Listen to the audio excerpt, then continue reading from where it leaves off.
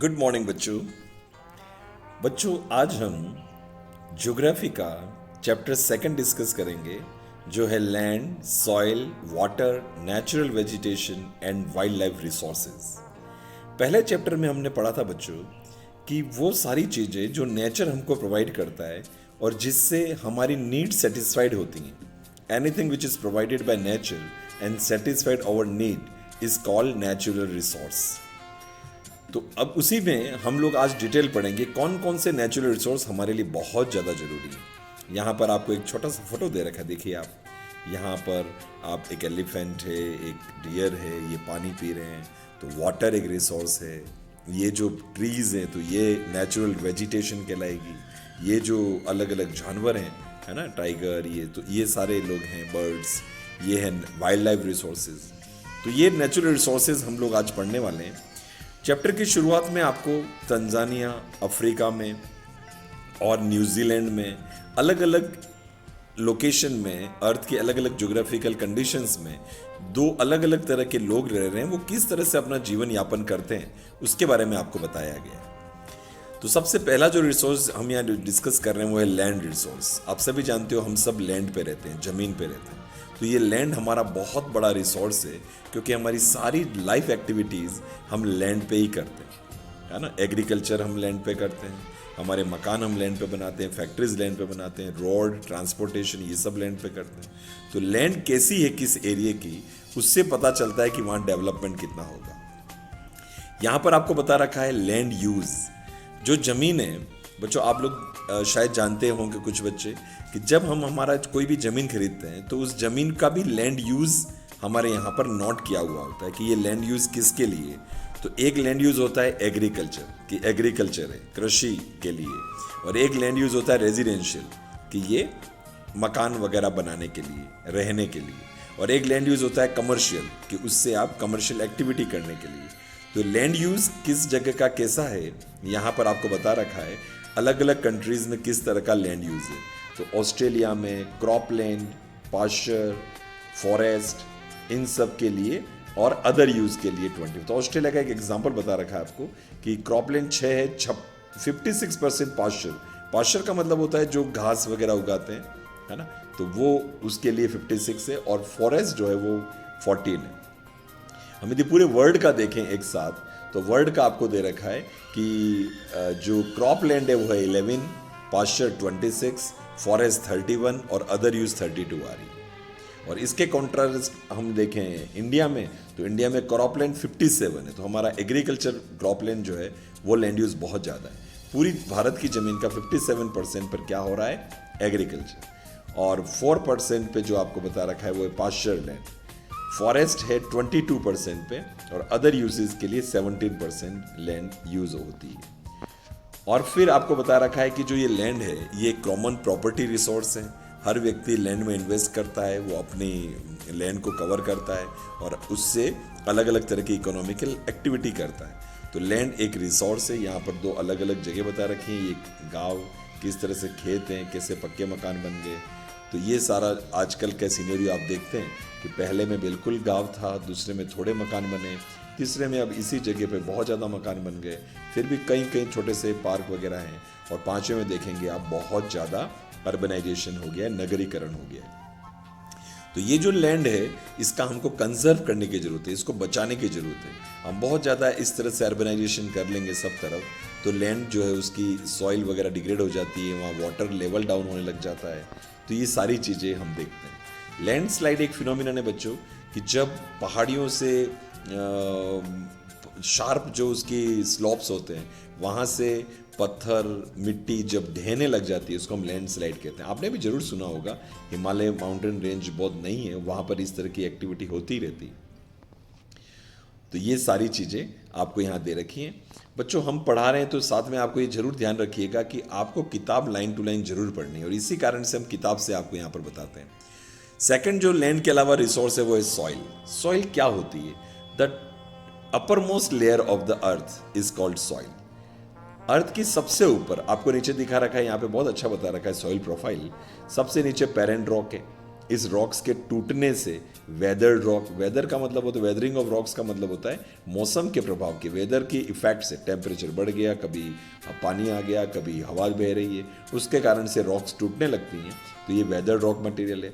उसके ऊपर देख रहे हैं सब सॉइल है with sand, silt and clay, और जो सबसे ऊपर जो है वहाँ जहाँ पर पतली सी लेयर है, जहाँ पर ह्यूमस और वेजिटेशन प्लांट्स उगते हैं, इसको हम सॉइल बोलते हैं। तो ये हमारी सॉइल की प्रोफाइल देखी। हर जगह की सॉइल प्रोफाइल अलग अलग होती है। जब पथरीली ज़मीन है वहाँ पेरेंट रॉक और वेदर रॉक ही ज़्यादा है, ऊपर की लेयर नहीं है। जहाँ पर मैदानी भाग है वहाँ पर, क्योंकि पहाड़ों से आने वाली मिट्टी वहाँ पर सेटल डाउन हो जाती है, तो वहाँ पर इस तरह से होती है। बच्चों यहाँ बता रखा है कि सॉइल फॉर्मेशन कैसे हुआ, सॉइल कैसे बनी। तो यहाँ पर आप देखेंगे कि सॉइल फॉर्मेशन के अलग अलग जो ये फैक्टर्स हैं, पेरेंट रॉक कैसी है उस पर डिपेंड करेगी कि सॉइल कैसी होगी। रिलीफ फीचर्स कैसे हैं, मतलब कि वहाँ पर पहाड़ हैं, मैदान हैं, या प्लेन्स, प्लेट्यू है, तो उस पर डिपेंड करता है कि सॉइल वहाँ कितनी फास्टली बनेगी। फ्लोरा और फोना, फ्लोरा का मतलब होता है सारे प्लांट्स किसी एक पर्टिकुलर लोकेलिटी की, और फोना का मतलब होता है सारे एनिमल्स। तो वहाँ पर कौन कौन से प्लांट और एनिमल्स रह रहे हैं और कैसे माइक्रो ऑर्गेनिज्म है, उस पर भी सॉइल की क्वालिटी डिपेंड करती है। टाइम एक बहुत बड़ा फैक्टर होता है, क्योंकि सॉइल को बनने में हजारों साल लगते हैं, थाउजेंड्स ईयर लगते हैं कुछ इंचेस, कुछ सेंटीमीटर सॉइल बनने के लिए।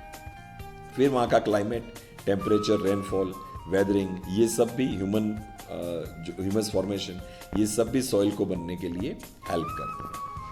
सॉइल बन तो जाती है बच्चों, लेकिन यदि हम उसका प्रॉपर केयर नहीं करते हैं तो सॉइल इरोजन होता है। तो एक प्रॉपर प्रॉब्लम आप जानते होंगे, सॉइल इरोजन का मतलब होता है स्टॉप मोस्ट सॉइल का अपनी जगह से उड़ जाना, इसको सॉइल इरोजन कहते हैं। तो हम उससे कैसे बचें, कैसे सॉइल को कंजर्व करें, तो उसके लिए आपको यहाँ कुछ बहुत अच्छे मेथड दे रखे हैं। मल्चिंग, मल्चिंग का मतलब हुआ कि जैसे आप लोग देखे होंगे अपने आसपास जो खेत होते हैं, जो प्लांट्स उग रहे हैं, तो उस उगने वाले प्लांट को ही हम उसी के अंदर मिक्स कर देते हैं, उसी में हल चला के, तो इसको मल्चिंग कहते हैं। कंटूर बैरियर्स, हम अलग अलग लेयर में ऐसे कंटूर बैरियर्स बना देते हैं। ये देखें यहाँ पर एक तरफ टेरेस फार्मिंग दे रखी है, कैसे लेयर बाय लेयर पहाड़ों पर इस तरह की कृषि होती है, और ये बना रखे हैं कंटूर बैरियर्स कि जो तेज हवा आए या पानी आए तो एकदम बह नहीं जाए मिट्टी, उसको रोकने के लिए कंटूर बैरियर्स बनाते हैं। रॉक डैम्स बनाते हैं ताकि पानी की स्पीड स्लो हो जाए और हमारी सॉइल नहीं जाए। टेरिस फार्मिंग अभी हमने बात की। इंटरक्रॉपिंग का मतलब होता है कि दो अलग अलग क्रॉप अलग अलग डेफिनेट पैटर्न में बनाते हैं। एक लाइन एक क्रॉप की, दूसरी लाइन दूसरे क्रॉप की, या 5 लाइन गेहूं की, 5 लाइन दूसरी क्रॉप की, तो इससे भी हम सॉइल को कंजर्व करने की कोशिश करते हैं। कंटूर प्लॉइंग और शेल्टर बेल्ट्स, यहाँ पे आपको बता रखा है शेल्टर बेल्ट्स कि एक साथ हमारे जो खेत हैं उसके चारों ओर इस तरह के पेड़ लगा देंगे तो वो हवा की स्पीड को कम करेंगे और इनकी जो रूट्स हैं वो भी सॉइल को होल्ड करके रखेंगी, जिससे हमारी सॉइल जो है वो अपने जगह से नहीं जाएगी। यहाँ पर यही बात बताइए कि किस तरह से प्लांट्स सॉइल को, रूट्स प्लांट्स की सॉइल को होल्ड करती हैं। तो ए वाले में आप देखेंगे नीचे मिट्टी वाला पानी आ रहा है, बी वाले डायग्राम में आप देखेंगे क्योंकि यहाँ पर ग्रास उगी हुई है, नीचे मिट्टी वाला पानी नहीं है, कम आएगा क्योंकि इसकी रूट्स जो सॉइल को होल्ड करके रखती हैं। तीसरा इंपॉर्टेंट रिसोर्स है वाटर।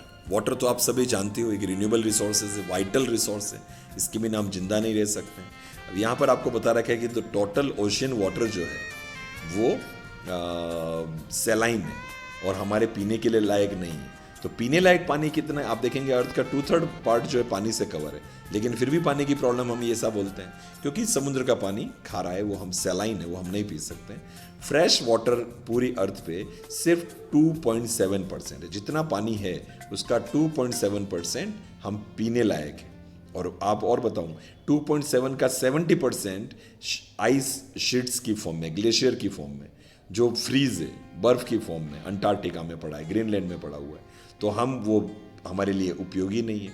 तो 2.7% तो पीने लायक पानी है, परंतु उसका भी 70% जो है वो फ्रीज किया हुआ है, तो ये हमारे लिए उपयोगी नहीं है। तो अब आप देखेंगे सिर्फ 1% पानी ही हमारे लिए अवेलेबल है जो हम पी सकते हैं। तो इस 1% पर हम सारी ह्यूमन पॉपुलेशन और सारे जानवर भी डिपेंड हैं, इसीलिए हम बताते हैं कि पानी की बहुत ज़्यादा परेशानी है और आने वाले टाइम में और होने वाली है। तो यहाँ पर आपको बताया कि किस तरह से पानी वाटर साइकिल के थ्रू एक साइक्लिक फॉर्म में कन्वर्ट होता है, वो आप सब जानते हैं। इवेपोरेशन होता है, फिर कंडेंसेशन, फिर रेनफॉल। यहाँ आपको बता रखा है कि एक भारतीय घर में, एक इंडियन एवरेज अर्बन फैमिली में कितना पानी का कंजप्शन होता है। ड्रिंकिंग के लिए 3 लीटर्स, कुकिंग के लिए 4, बाथिंग 20, फ्लशिंग 40, फ्लशिंग देखो बहुत ज़्यादा पानी जाता है, वॉशिंग क्लॉथ्स 40। तो इस तरह से 150 लीटर पानी एवरेज डेली यूज़ होता है। अब आप सोचो किस तरह से हम इसको कम कर सकते हैं। हम सबको सीरियसली ये सोचना चाहिए कि पानी की कमी को हम कैसे दूर करें। प्रॉब्लम्स ऑफ वाटर अवेलेबिलिटी, यही बातें यहाँ पर बता रखी हैं कि कुछ कुछ रीजंस में पानी कम होता है तो वहाँ बहुत ज़्यादा परेशानी होती है। तो इसके लिए हम सभी को मिलकर पानी की जितनी भी अपव्यय होता है, जो भी हम मिसयूज़ करते हैं पानी का, हमको उसको रोकना है सभी को। तो ये हमने देखा तीसरा हमारा वाटर रिसोर्स है। और यहाँ पर इसका सबसे अच्छा तरीका बता रखा है कि खेती में जब हम पहले यूं ही बहुत सारा पानी डाल देते थे तो कुछ ही पानी काम आता, बाकी सारी इवोपरेट हो जाता था। तो हम यहाँ पर वाटर स्प्रिंकलर का यूज़ करते हैं, ड्रिप इरिगेशन का यूज़ करते हैं, जिससे हम पानी की कमी को रोकते हैं, पानी की अपव्यय को, मिसयूज़ को रोकते हैं। तो ये सारे मेथड हमको हमारे एग्रीकल्चर में भी उपयोग में लेने चाहिए। अगला जो है वो है natural vegetation and wild life. ये आप जानते हैं कि किसी भी जगह हम रहते हैं तो वहाँ पर बहुत सारे ट्रीज़ होते हैं, प्लांट्स होते हैं, श्रब्स होते हैं, ग्रासेस होती हैं। तो ये सारी नेचुरल वेजिटेशन कहलाती हैं। तो उसको आप अपने आसपास घूमें, देखें किस किस तरह के ट्रीज़ हैं, किस किस तरह के फ्लावरिंग प्लांट्स हैं। इनको देखेंगे तो आपको बहुत सुकून भी मिलेगा और आप अपने एनवायरनमेंट को अच्छे से समझ पाएंगे। साथ ही साथ कौन कौन से वाइल्ड लाइफ वहाँ रहती है, किस तरह के वहाँ पर वर्म्स रहते हैं, किस तरह के अलग अलग तरह के इंसेक्ट्स रहते हैं, किस किस तरह के अलग अलग वहाँ पर जानवर रहते हैं, इनको भी आप देखें। तो पूरी अर्थ पे जितने भी सारे लिविंग ऑर्गेनिज्म एक साथ रहते हैं हम उसको बायोस्फीयर कहते हैं। तो बायोस्फीयर क्या होता है कि अर्थ के हमने 4 जोन कर रखे हैं। Hydrosphere, the layer of water, atmosphere, the layer of air, and lithosphere, the layer of land, and biosphere. तो इन तीनों जो स्फीयर हैं, जो नॉन लिविंग है, इनके नैरो जोन में जहाँ पर लाइफ रहती है उसको हम बायोस्फीयर कहते हैं। और एक पर्टिकुलर लोकेशन पे जो हमारा पूरा लिविंग और नॉन लिविंग का इंटरैक्टिव पूरा सिस्टम रहता है उसको हम इकोसिस्टम कहते हैं। तो ये सारा आप इसको अच्छे से पढ़ें और समझें। यहाँ पर आपको अलग अलग तरह की वाइल्ड लाइफ बता रखी है। क्यों? क्योंकि ये वाइल्ड लाइफ किस तरह से हम लोग, हमारे जो एंसेस्टर्स थे, वो हमारी बहुत सारी बीमारियों को क्योर करने के बहुत सारे मेडिसिनल प्लांट्स इसके अंदर हैं।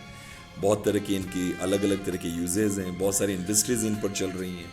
तो इसलिए बहुत अंधाधुंध फॉरेस्ट की कटिंग हो रही है, जिसको हम डिफॉरेस्टेशन कहते हैं। तो हमको इसको भी रोकना चाहिए। और जो बहुत सारी अलग अलग वाइल्ड लाइफ है, बहुत सारी स्पीसीज एक्सटिंक्ट हो गई हैं। एक्सटिंक्ट का मतलब कि पहले इस दुनिया में बहुत नंबर में ये रहते थे, लेकिन अब ये इस अर्थ पे कोई बचे ही नहीं, तो इसको हम एक्सटिंक्ट कहते हैं। और जो आज नंबर जिनका कम है लेकिन फिर भी आज भी कुछ नंबर में बचे हैं, उसको हम एंडेंजर्ड स्पीसीज कहते हैं। तो इसको हमको अच्छे से समझना चाहिए कि हमारे एरिया में कौन कौन सी ऐसी हैं, उनके बचाने के लिए हम क्या कर सकते हैं। Distribution of natural vegetation. Natural vegetation कहाँ पर रहेगी? तो आप जानते हैं जहाँ पर रेनफॉल होगा। हर वेजिटेशन के लिए एक पर्टिकुलर क्लाइमेट की आवश्यकता होती है। जहाँ पर उस तरह का क्लाइमेट मिलेगा वहाँ पर उस तरह की वेजिटेशन रहेगी, वहाँ पर उस तरह के एनिमल्स रहेंगे। तो ये आपको एक पाइथन बता रखा है फॉरेस्ट में। यदि अब हम फॉरेस्ट को काट देंगे तो ये पाइथन अब हमारे घरों में, हमारी गलियों में मिलने लग जाते हैं। तो ये उनके लिए भी खतरनाक है और हमारे लिए भी डेंजरस है। तो हमको इनके नेचुरल हैबिटाट को बचा के रखना चाहिए। तो कंजर्वेशन ऑफ नेचुरल वेजिटेशन और वाइल्ड लाइफ में यही है कि हम कैसे कम से कम डिस्टर्ब करें फॉरेस्ट लैंड को, हमारे आसपास की चीज़ों को। तो उससे हम इन जानवरों को भी इस अर्थ पे बचा के रखेंगे, क्योंकि डायरेक्टली इनडायरेक्टली इनका रहना हमारे लिए बहुत इम्पॉर्टेंट है। यहाँ पर आपको बता रखा है कि किस तरीके से ये डिफॉरेस्टेशन के कारण किस किस तरह की परेशानियाँ आ रही हैं। यहाँ पर आपको दे रखा है कि जंगल में जब आग लग जाती है बहुत सारी, तो किस कारण से ये सारी चीज़ें होती हैं। तो मैं ये कहना चाहूँगा बच्चों कि आप ये पूरा जो चैप्टर है इसको अच्छे से पढ़ें, समझें और फिर आप इसके जितने भी क्वेश्चन आंसर्स हैं वो अच्छे से करें। कहीं भी आपको कोई प्रॉब्लम हो आप बुक को ज़रूर रेफ़र करें और इस व्हाट्सएप ग्रुप में आप ज़रूर बताएं कि आपको ये चैप्टर कैसा लगा, और आपकी कोई प्रॉब्लम्स हो तो ज़रूर शेयर करें। Thank you.